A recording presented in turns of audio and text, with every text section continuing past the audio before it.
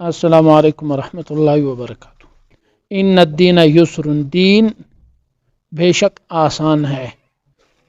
تو سب سے پہلا متفرق مسائل میں سے معذور کا وضو، معذور آدمی کیسا وضو کریں گے؟ نمبر 1، کسی مرض کی وجہ سے اگر کوئی مسلم حکیم یا ماہر ڈاکٹر کسی عضو کے دھونے سے منع کرے تو اس عضو کا دھونا وضو میں فرض نہیں ہے، بلکہ اس جگہ پر مسح کر لے اگر مضر نہ ہو مسح کرنا، ورنہ مسح بھی معاف ہے۔ معذور شخص ہے، اس کو کسی مسلمان ڈاکٹر نے، مسلمان حکیم نے یا ماہر ڈاکٹر نے اس کو کہا ہے کہ آپ یہ ہاتھ یا پاؤں یا ناک یہ نہ دھوئے، بلکہ آپ اس پر مسح کریں۔ اگر آپ اس کو دھوئیں گے تو آپ کی بیماری کو، آپ کے زخم کو مزید نقصان پہنچے گا۔ تو اس صورت میں اس شخص پر وہ جگہ اور وہ عضو دھونا فرض نہیں ہے، بلکہ اس پر مسح کرنا لازمی ہے، اور اگر مسح سے بھی اس زخم کو نقصان پہنچ رہی ہو تو پھر مسح بھی معاف ہے۔ نمبر 1۔ دوسرا مسئلہ، وضو میں جن اعضاء کا دھونا فرض ہے اگر ان میں زخم ہو یا پھٹ گئے ہو یا درد وغیرہ ہو، تو اگر ایسی حالت میں ان پر پانی کا پہنچانا تکلیف نہ دیتا ہو اور نقصان نہ کرتا ہو تو دھونا فرض ہے، اور اگر کرتا ہو تو پھر مسح کرے، اور اگر مسح بھی نہیں کر سکتے تو ویسے ہی چھوڑ دے۔ آپ کے وضو کا وہ حصہ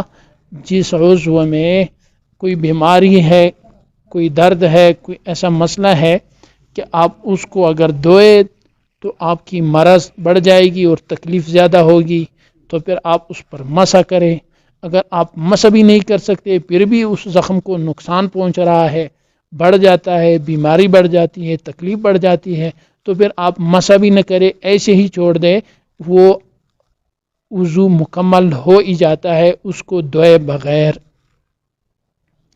2۔ نمبر 3، ہاتھ میں زخم ہو یا ہاتھ کا کوئی جگہ پھٹ گئے ہو جس کی وجہ سے وہ ہاتھوں کو اور ہاتھوں کے ذریعے دوسرے اعضاء کو نہیں دھو سکتا اور نہ کسی دوسری تدبیر سے بقیہ اعضاء کو دھوئے یا دھلوا سکے، تو ایسی صورت میں وضو فرض نہیں بلکہ تیمم کرے اگر تیمم کر سکے۔ آسان سا طریقہ یہ ہے، چونکہ ہاتھ کو، چہرے کو، پاؤں کو اور مسح جو ہے یہ سارے ہاتھوں کے ذریعے ہوتے ہیں، تو اگر آپ کے ہاتھوں میں زخم ہو یا ہاتھ پھٹ گئے ہو تو اب ہاتھوں کے ذریعے دوسرے اعضاء کو دھونا مشکل ہے، اور اس کے لیے کوئی ایسی اور بھی تدبیر نہیں ہے اس کے پاس کہ اس دوسری تدبیر کے ذریعے وہ اعضاء کو دھو لے یا دھلوا سکے، تو پھر ایسی صورت میں چونکہ اس کے ہاتھ کام نہیں کر رہے، ایسی صورت میں وضو جو ہے اس پر فرض نہیں ہے، بلکہ وہ شخص تیمم کر لے، اور تیمم اگر اس کے لیے ممکن ہوا تو پھر تیمم ہی سے کام چلائے، تاکہ اس کے ہاتھوں کے جو زخم وغیرہ ہے اس کو نقصان نہ پہنچے، وہ مزید آگے نہ بڑھے، اس لیے کہ ان الدین یسر، دین بے شک آسان ہے۔ مسئلہ نمبر 4، ہاتھ، پیر، منہ پر اگر کسی وجہ سے دوا لگائی گئی ہو تو اسی دوا پر پانی بہانا فرض ہے، بشرطے کہ یہ پانی بہانا نقصان دہ نہ ہو، اور پانی بہا چکنے کے بعد اگر وہ دوا خود بخود چھوٹ جائے یا چڑا ڈالی جائے تو اگر اچھے ہونے کی وجہ سے چھوٹی وہ دوائی یا چھڑائی گئی تو مسح باطل ہو جائے گی، یعنی ان اعضاء کو دوبارہ دھونا پڑے گا۔ مسئلے کی تفصیل یہ ہے، آپ کے ہاتھ پر، پیر پر، پاؤں پر چونکہ یہ وضو میں دھونا ان کو فرض ہے، کسی وجہ سے آپ نے اس پر، کسی مجبوری اور زخم کی وجہ سے آپ نے اس پر دوائی لگائی ہے، تو اسی دوائی کے اوپر آپ نے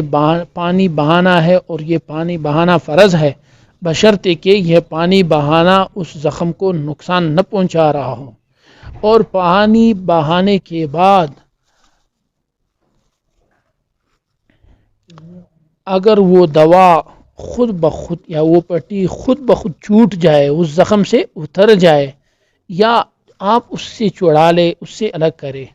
تو اگر یہ دوا، پٹی یا دوائی جو لگائی گئی تھی اس زخم کے اچھے ہونے کی وجہ سے خود بخود گر گئی یا آپ نے نکال لی یا وہ دوائی گر گئی، تو ایسی صورت میں آپ نے اس زخم پر جو مسح کیا تھا وہ مسح باطل ہو گیا۔ ان اعضاء کو جن پر آپ نے مسح کیا تھا ان کو دھونا دوبارہ فرض ہے۔ یہ مسئلہ یہ ہوا 4۔